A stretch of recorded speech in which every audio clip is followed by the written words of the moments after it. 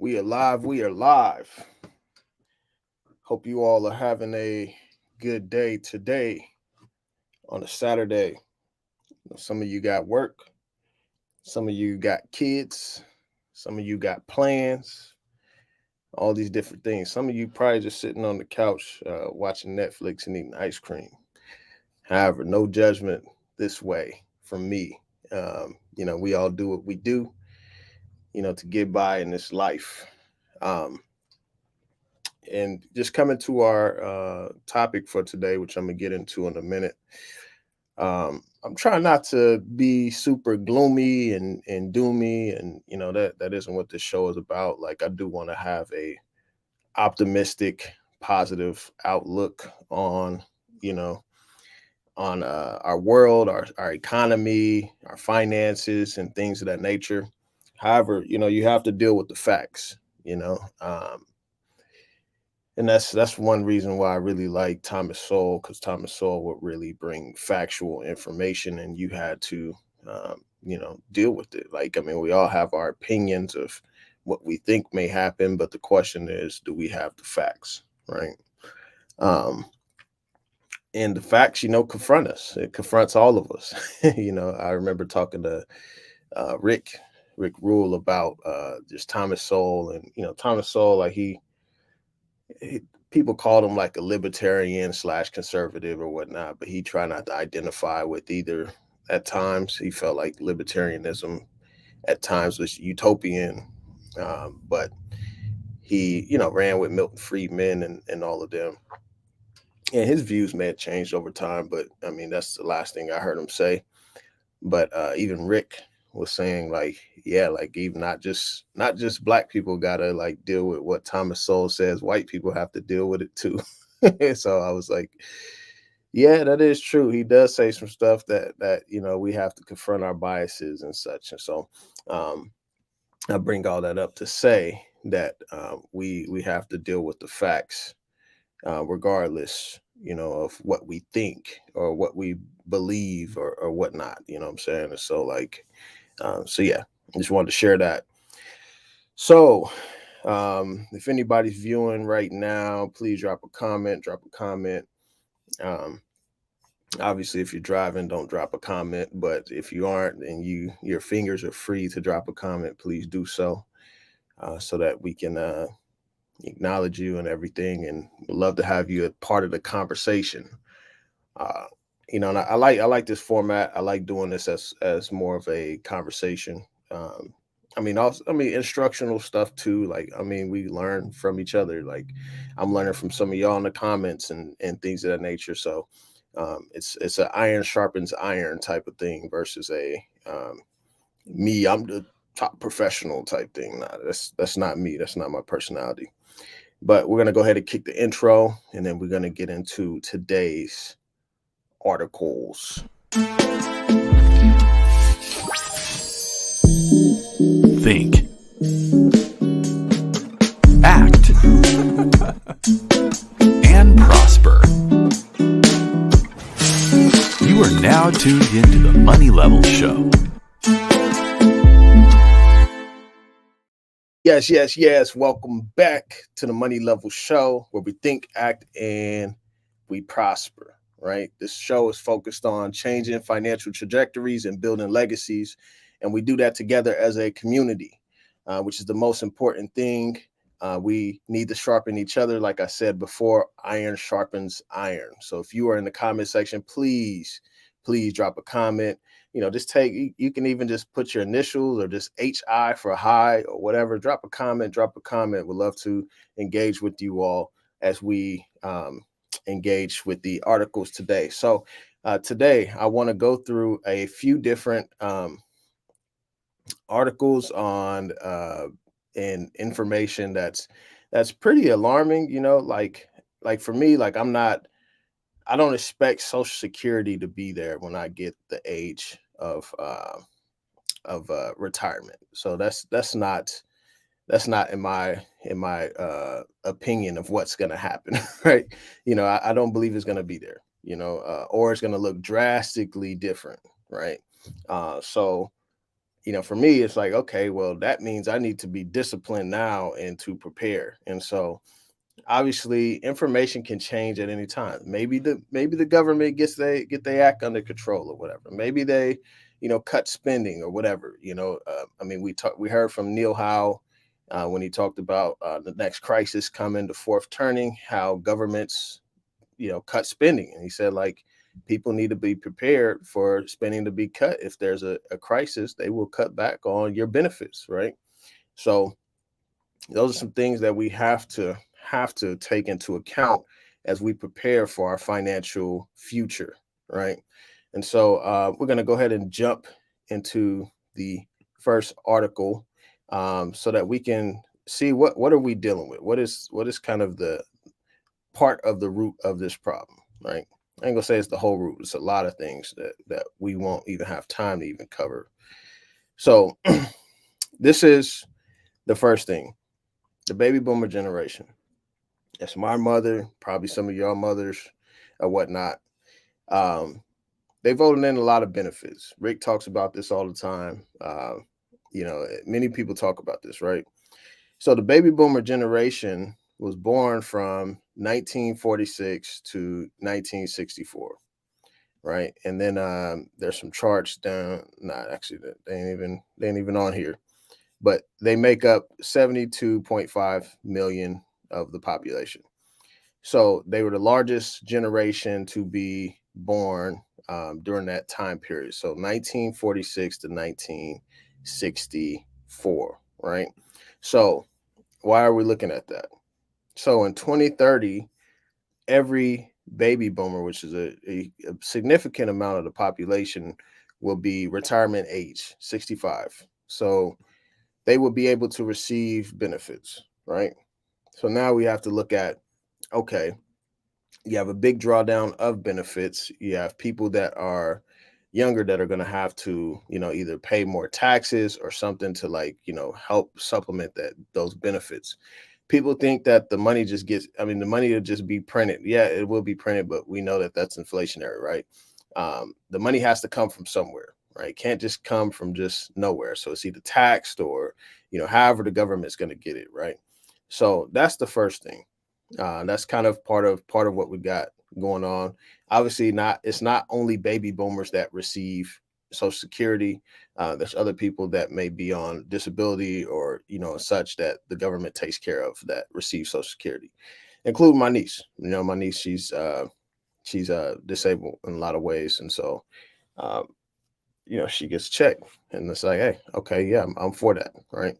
Um, some people can't get out here and work. So anyway, so we're going to go to the next part of the issue that we're talking about today. And this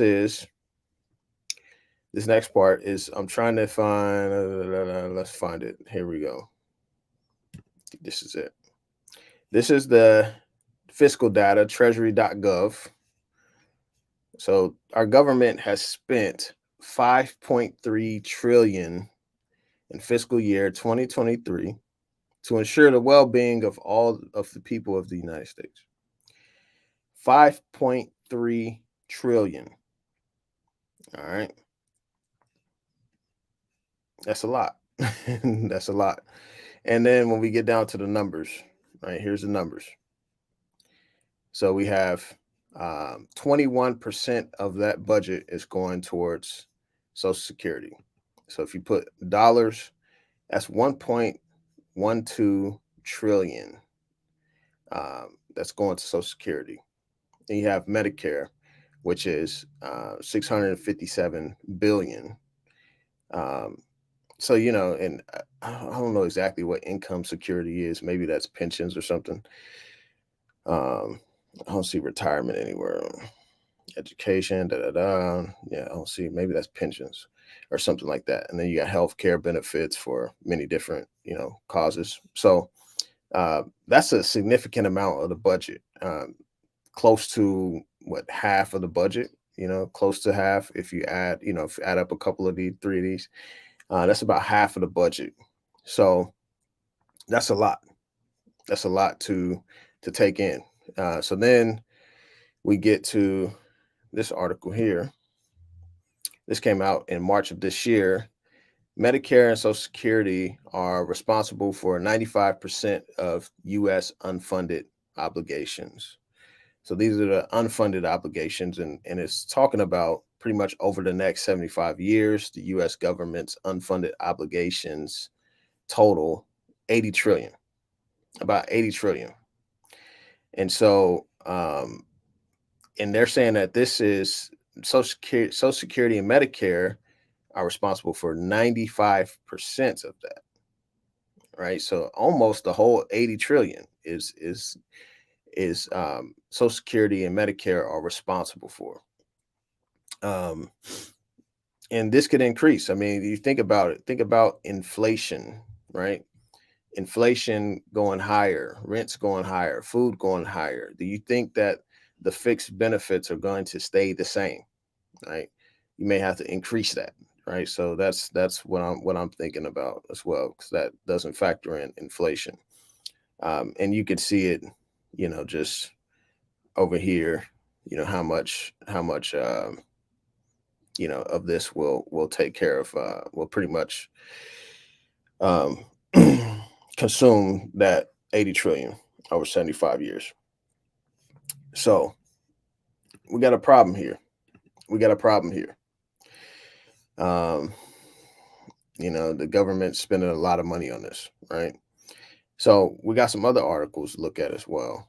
Um, Now, this retirement thing is going to get even more grim, I would say, because I'm looking at some other things. So let's go ahead and pull this back up. Doo-doo-doo. So this is one article here. Bloomberg. Retirees face $17,400 cut to Social Security benefits in 2033.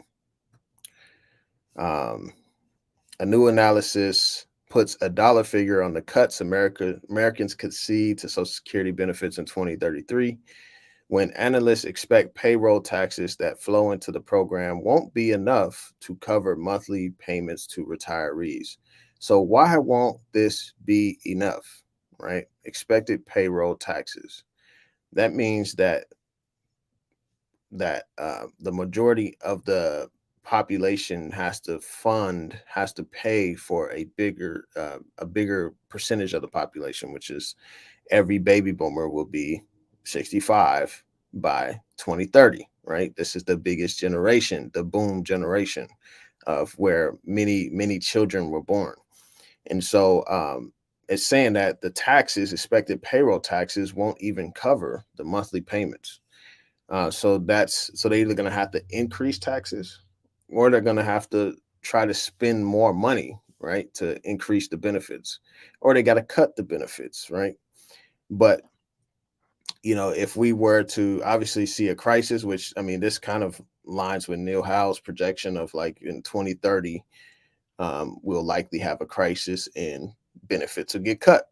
He literally just said that in the interview with Wealthy on, where we kind of delve into that. So he's coming on the channel too in a couple of weeks. So if you got any questions, be sure to submit them. But yeah, so this is a huge deal. Many Americans have heard about the potential for benefits to be cut a decade from now if no changes are made to the program.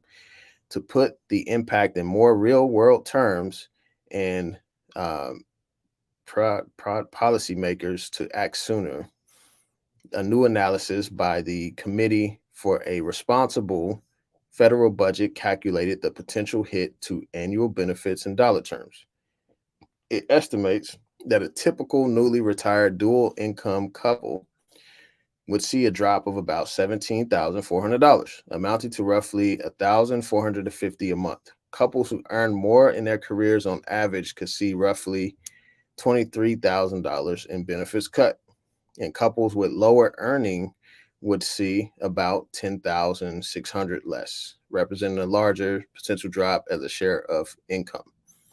So right now, this is a single family. This is a dual family. So single income couple, dual income couple. and such. And so these are how much the benefits will be cut if something's not changed, right? I think they're trying to get me to pay now. Ah. And the potential benefit cuts stem from a projection that by 2033, the amount of payroll taxes flowing into Social Security's old age and survivors insurance trust fund will be less than what's needed to pay full benefits. Social Security is a pay as you go system, meaning it can't borrow to address shortfalls. Hmm. For years, reserves increased, making it so the program was able to maintain benefits at promised levels, but those reserves are expected to run dry in 10 years as fewer workers pay into the system to support a growing population of retirees. Once the reserve is gone, benefits will need to shrink to match the money available unless politicians address the program. The last time the benefits had a major overhaul was 1983, and that was when Paul Volcker and Ronald Reagan and them were in office. So, um, if you're watching, please drop a comment. Drop a comment. Um, but yeah, so that's kind of like, I mean, that's a serious thing. Like thinking about how people are going to be impacted by this in the future. And so that's why we have to prepare and take our own financial future in our own hands. I mean, that's just the reality of it. You have to take your financial future in your own hands. Because if you're dependent on the government to save you, you're going to have some big issues down the line. That's just point blank. I just can't see no other way around it. So we have to take our financial future into our own hands, and not depend on. I mean, obviously, we've seen it with pensions, right? We've seen it with pensions. Like you can't depend on that. Reacted to the video of the guy losing his cool because he worked at the job 20 years and they said his pension was cut. Um, we look at the states that are the most underfunded, and the question is like, okay, how long is that going to be? Like, if there's a severe crisis, will you still have a pension, right?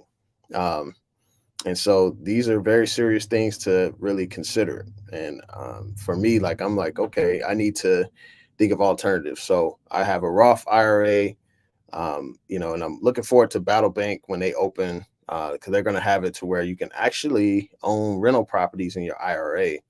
And so they did the legal work on it. And actually, Rick was he said he was gonna cancel doing the bank because he was like, hey, you guys are gonna get me in prison or something like. But the attorneys came back and said you can own a property in your IRA.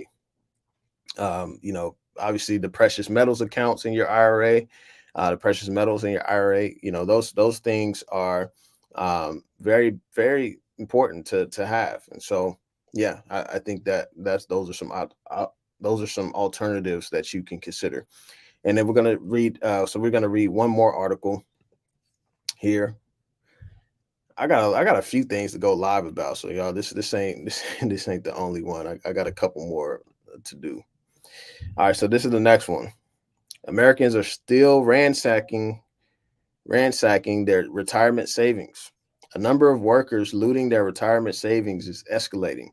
In the second quarter of the tally of folks taking hardship withdrawals from their 401k was up 12% compared to the first 3 months of the year and leapt 36% year over year, according to a new survey from Bank of America, which tracks about 4 million clients' employee benefits programs. Borrowing from retirement savings was also up. The percentage of 401k participants who got a loan from their workplace plan stash in the second quarter was 2.5%, up from 1.9% in the first 3 months of the year. Experts are worried that people are beginning to treat these accounts as savings rather than retirement accounts, and may even be spurred to do more in the future due to a change in the law that could end up having the opposite effect than intended. I fear the public will go in and out of their retirement plans, Steve Parrish, adjunct professor and co-director of the Center for Retirement Income at the American College of Financial Services, told Yahoo Finance. The current increase in withdrawals and loans may be an indicator of movements to come. All right, so they're saying there's consequences to this. According to the Bank of America survey, the average worker hardship withdrawal from a 401k plan in the second quarter of the year was $5,050, on par with the average withdrawal of $5,100 in the first quarter.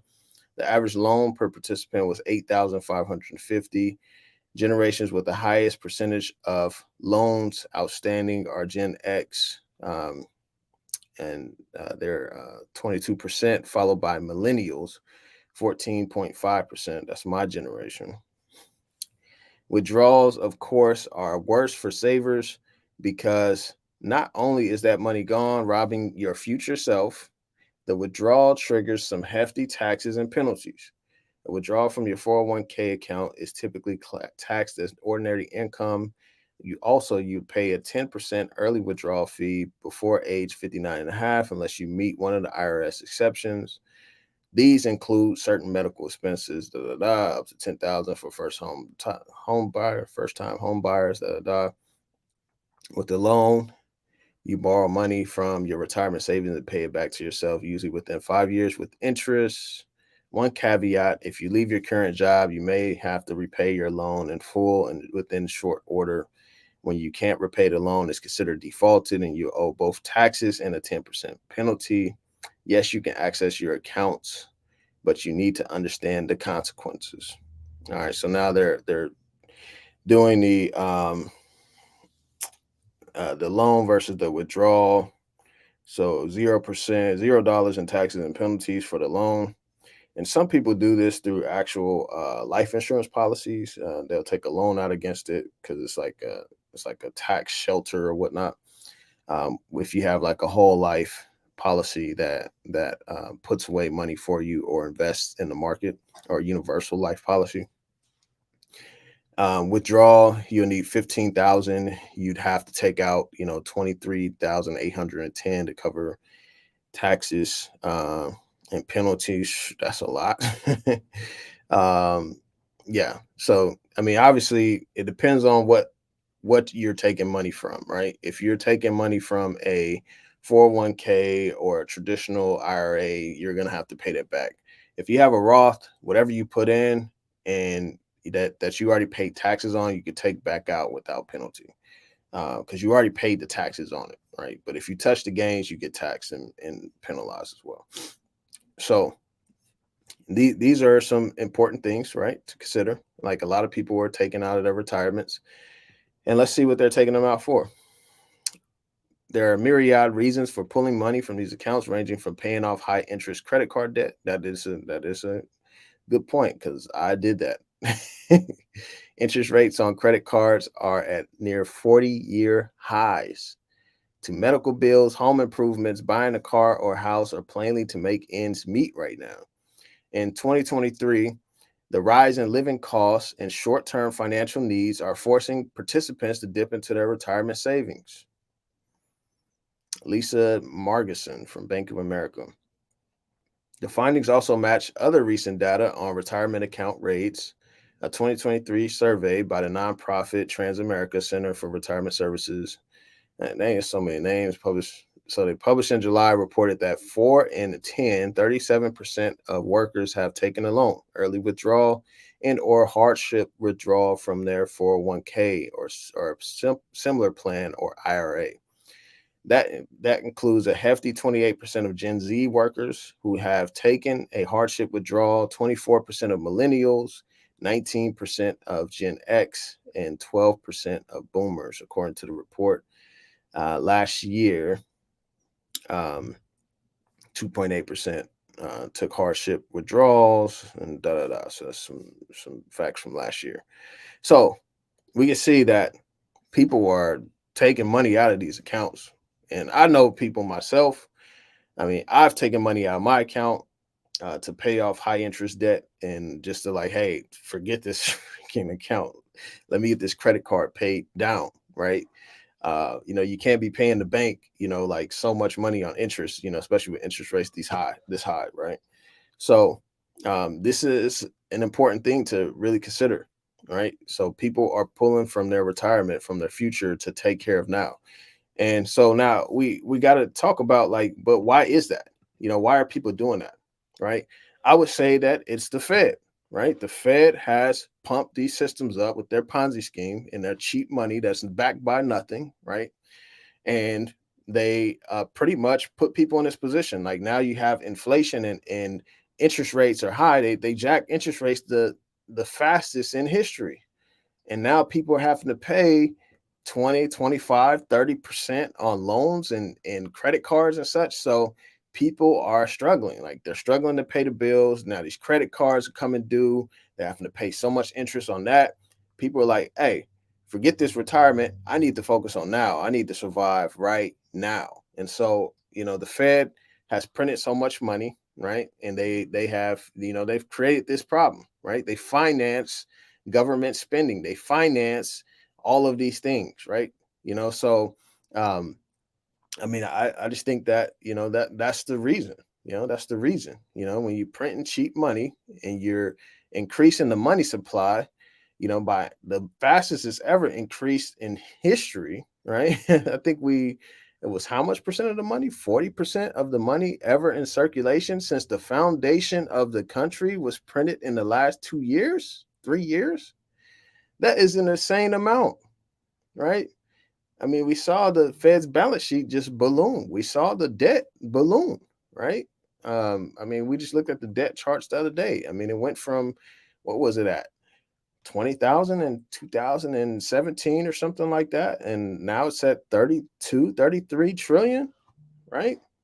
You know, I mean, we're just gonna go look at this. Let's just go look at this real quick. The national debt clock. Let's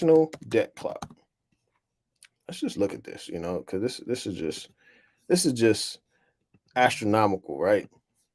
Just look at the numbers on here. This is traumatic. This is traumatic when you look at the future of our nation, right? National debt clock. U.S. national debt, 32 trillion going on 33 trillion. They took the debt ceiling off for 2 years.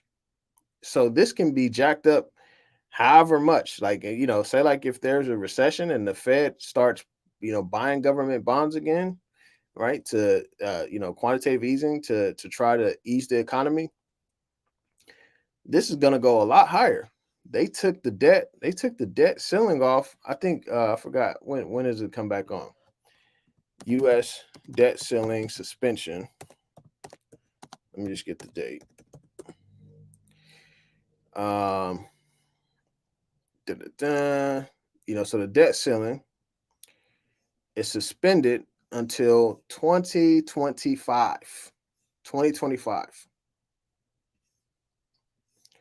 So it's almost like an unlimited amount of debt can be issued in between that time. 2025. So people are struggling. People are trying to make sense of their finances right now, and we have to stay on top of this, and we have to be disciplined. I thank you all for tuning in today. Please drop a comment. It's been a few people watching. I haven't seen no comments on this live stream yet. I don't even know who's there. Who's there behind the screen? Is this like a bot or is it actual person? That's what I want to know. Is it a bot or actual person? So